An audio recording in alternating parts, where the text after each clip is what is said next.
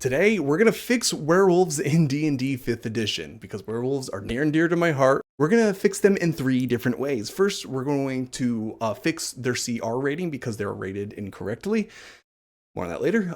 2, we are going to change how they are dealt with and killed physically. And then 3, of course, we're going to slightly adjust lycanthropy. So first, fixing their CR rating. Werewolves are listed as a CR3 creature, but using the whole create a monster formula system in the back of the DMG on page 273, I believe.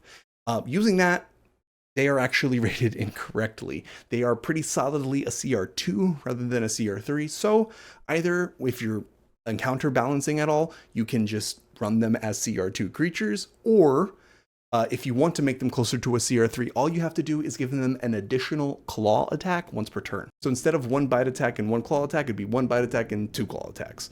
That will adjust things enough that they'll be much, much closer to the actual CR3. And that's done with number 1. They are now properly CR3 creatures. So step 2, we're going to fix their defenses and how they're dealt with. So werewolves and other lycanthropes are unique in the fact that they are a relatively low CR creature that have immunities to the physical damage types, piercing, slashing, bludgeoning, unless they are attacked with a silvered or magic weapon, as is very similar to a lot of other creatures. Now, the way the CR system works is because they are such a low level with these immunities, their health counts as doubled in terms of the CR system, aka they are listed with 58 hit points, but technically they are rated as if they had 116. Here are the problems I've had in my experiences. So either my martial players already have a magic or silvered weapon, so they completely ignore that whole immunity, which is fine, but because they are assumed to have those immunities, therefore having effective larger health, they actually just go down super fast. 2, if my martial players don't have those weapons, well then,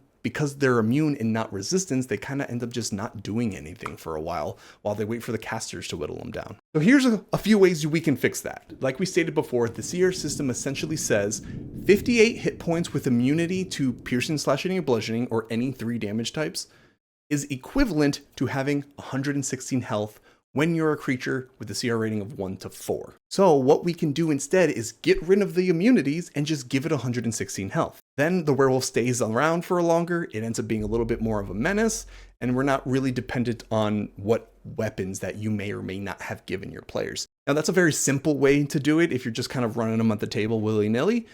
But how I like to fix them is actually something Wizards already figured out. So in Van Richten's Guide to Ravenloft, they actually have a creature called Loop Garrow.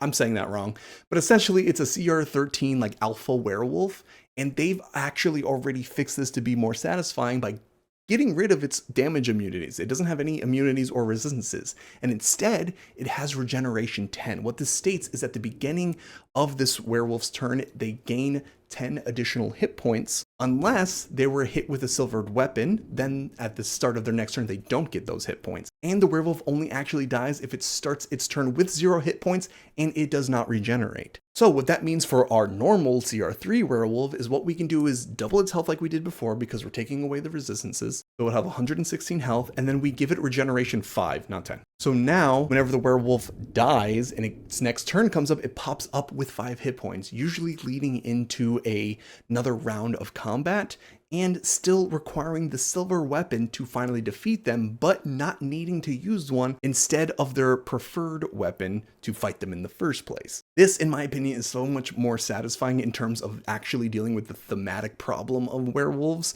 rather than just saying you need a certain weapon to fight them.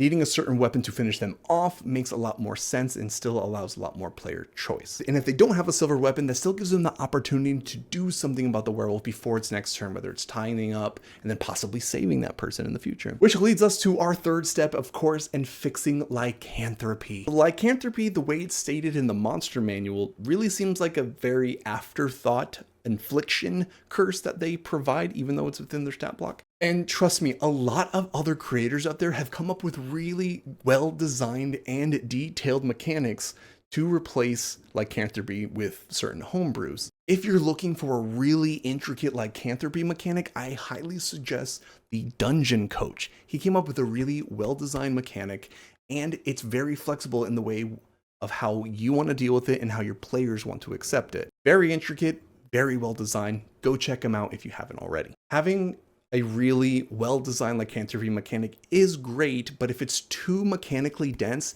it's going to add a lot of bloat to the gameplay as it is, especially if your player isn't interested in having lycanthropy being a character-defining trait of theirs. If you want it to be, or if you wanted it to be a big narrative arc of yours, definitely go find one. My lycanthropy mechanic is more of that mechanical nuisance that's a little bit more headache than what's stated in the monster manual, but not so much mechanical bloat that it slows down your game. So it's simply this. The player who is inflicted with lycanthropy, whenever they fail a roll, whether that's attack, saving throw, ability check, they then roll a werewolf check. So they roll a d20. If they roll a 1, they turn into a werewolf. More on that later. If they roll above a 1, they succeed the check, they don't turn into a werewolf, but that threshold goes up by 1. So the next time they fail a roll and then make a werewolf check, they'll turn into a werewolf on a 2 or lower. Every time they succeed the werewolf check, that number goes up. Once they fail that check, they will turn into a werewolf and that number goes back down to 1. Now, when a player actually turns into a werewolf, I just give them the werewolf stat block and they go on a rampage, kind of fighting everyone around them. Every turn, the player actually gets to roll a wisdom saving throw of whatever you want it to be to see if they can control the beast for that turn, but stay in this rage until their hit points on the werewolf stat block go down to 0.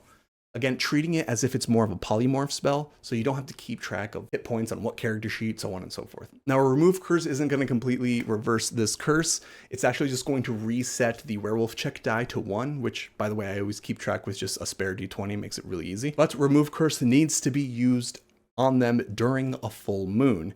If remove curse is not used on them during a full moon, they turn into a werewolf forever and run off into the woods or die. So this mechanic, it just makes it more of a condition and a nuisance rather than a very intricate process that you have to take control of being a werewolf to make it your whole identity. Again, if that is something you want to do, the Dungeon Coach has a very great system to do that. So that's my fix for werewolves. I like running them better this way. And if you have any questions or suggestions yourselves, I'm always open to that. Please leave me a comment and let me know.